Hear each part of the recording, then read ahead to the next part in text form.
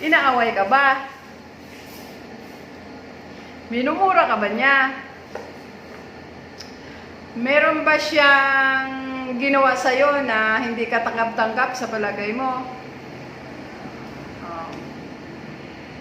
May nakita ka bang kaganapan na sa palagay mo dapat ireklamo? Pinagbintangan ka ba? Isa ka rin ba sa biktima sa mga nababanggit ko dito? So, mga kabarangay, nandito naman po tayo, Sinday Bagis po, para i-guide po kayo sa mabuting gagawin tungkol dito. So, kung isa po kayong biktima dito sa mga nababanggit ko, maaga muna sa barangay upang ipatala ito for the record po. Okay. Sa mga nabanggit ko po, para mawala po yung agam-agam nyo o takot o ano po, kasi ang lahat po ng mga pangyayari na hindi po natin hindi po katanggap-tanggap sa atin, kailangan po, or may doubt po tayo, kailangan po, huwag magkatubili pumunta sa barangay o sa barangay ninyo upang magpa-record. Kailangan po ipa-record nyo po yung mga agam-agam po or mga pangyayari na hindi katanggap-tanggap sa inyo. Tulad ng sinasabi kong una, inaway ka ba? Halimbawa, inaway ka, tapos lumala po yung away nyo. So, kailangan po iparecord mo yun sa barangay. Halimbawa, minura po kayo. So, kailangan po i-record yun sa barangay. O, maaari din po kayo magharap sa barangay. Kailangan mo siya ng sumbong para magharap kayo sa barangay upang magayos. Halimbawa, mga pangyayari na o mga kaganapan na tulad ng may na-aksidente po. So, ang dalawang parte na na-aksidente, kailangan dumulog muna po kayo sa barangay upang ipatala. So, kasi ang aksidente po is pang-police matter po yon.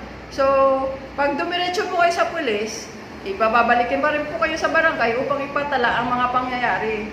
So, kung mayroon man po kayong ihabla na tao, mag-file po kayo ng kaso, dumaan muna po kayo sa barangay. Kasi pag punta po kayo para mag-file ng kaso, hahanapan po kayo ng certificate to file action. So, bago mangyari po yun, bago kayo mag-file ng kaso, dumaan muna po kayo sa barangay. Maliban na po sa ibang kaso na talagang medyo may kabigatan na po, na hindi na po pwede idaan sa barangay, diretso na po nila yun sa ano. Pero yung mga maliliit lang po na bagay na hindi natin nakalain, sa huli wala po may malaking problema.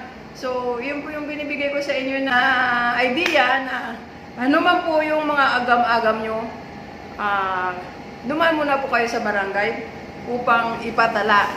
So, marami pong mga pagkakataon, marami pong mga bagay-bagay na nangyayari po sa buhay natin. So, kung meron po tayong doubt, so kailangan dumulong muna tayo sa barangay for the record po. Kasi, halimbawa, kung ano man po mangyari dun sa mga doubt nyo po, balang araw, meron na po kayong mga record na nandun na po sa barangay, nakatala na po. So, yan ang importante ng tala. Bakit tayo nagpapatala?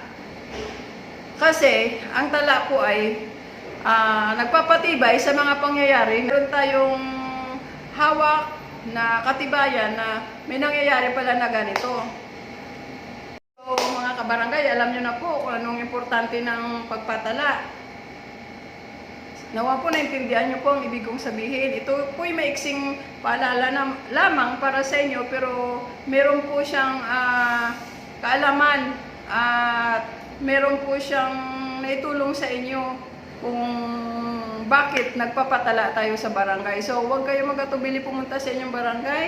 Magtanong-tanong kayo sa mga pangyayari o sa mga inyong mga agam-agam na ano ba nangyari dito, mga ganyan. Kung aksidente po, yung sinasabi ko na po sa inyo, dumaan muna kayo sa barangay bago kayo pumunta sa pulis. So, nakuha nyo na po. Nawa, nakatulong si Sinday Bangis sa mga ganitong, sabihin natin maliliit lang na bagay, pero nakakatulong po sa atin yan. Ayun Ayun po, paalala ni Inday Bangis na every time mayroon po kayong doubt o agam-agam o mga pagdududa sa inyong sarili, sa inyong paligid, at sa inyong mga nakikita, huwag magatubili pumunta sa ating barangay, sa inyong barangay upang magpatala. So, alam nyo na kung ano ka-importante ang pagpatala.